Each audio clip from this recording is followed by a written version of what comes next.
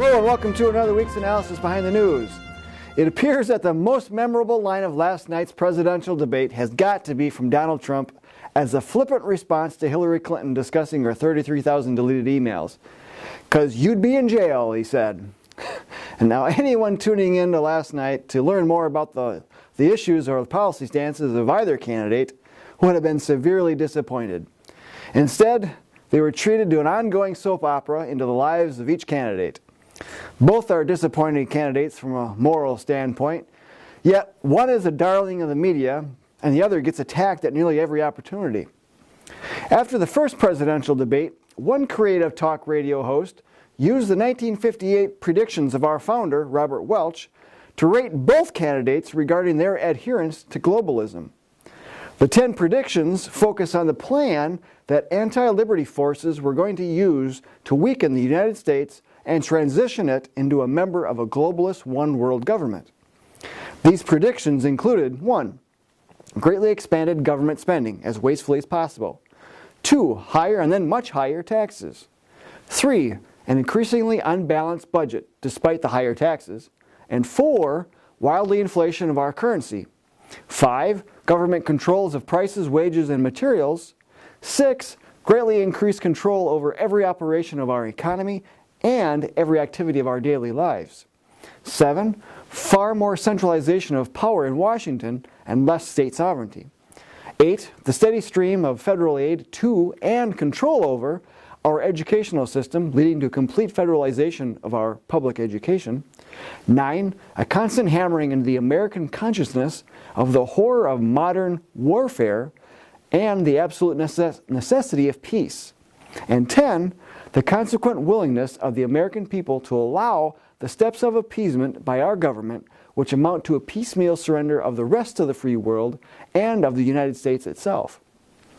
The host said that the first debate had touched upon nearly each of these predictions. A co-host said that these predictions described Hillary Clinton and her supporters to a T, and that her policies would be disastrous for the American economy. After reviewing many of these predictions, they concluded that Hillary Clinton is the globalist candidate and Trump is the antithesis of that because the establishment constantly and consistently attacks him. Could that be said about last night's debate? Who do you think the moderators favored? Over the weekend, the New American reported on the latest WikiLeaks dump of emails that revealed excerpts of Hillary's speeches that she refuses to turn over. One of those mentioned that Hillary's dream is a hemispheric common market with open trade and open borders. Now, does this sound like her anti-TPP position will eventually wither? More than likely. Folks, it's important to focus on what candidates say, but it's even more important to focus on their actions and their record, as well as what they don't say.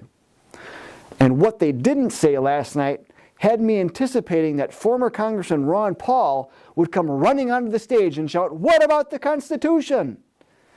Those who would best protect it and obey it certainly weren't on stage. So you're left with a decision to make: Clinton, Trump, or third party. The New American magazine has run profiles on all of these candidates, highlighting record and rhetoric. We know what we're getting with Clinton, and we're getting a glimpse of what Trump might be like. But regardless of who I or you like, who the media likes, or who the globalists want to see in office, this will be decided in exactly 4 weeks from Tuesday. The new president will take office in January, and no matter who it is, our job of defending the Constitution will continue. Our job of creating an educated electorate of those who obey the Constitution will continue. And our job of holding our elected officials accountable will continue as well. Don't let the spectacle of the 4-year presidential circus move you from your civic responsibilities.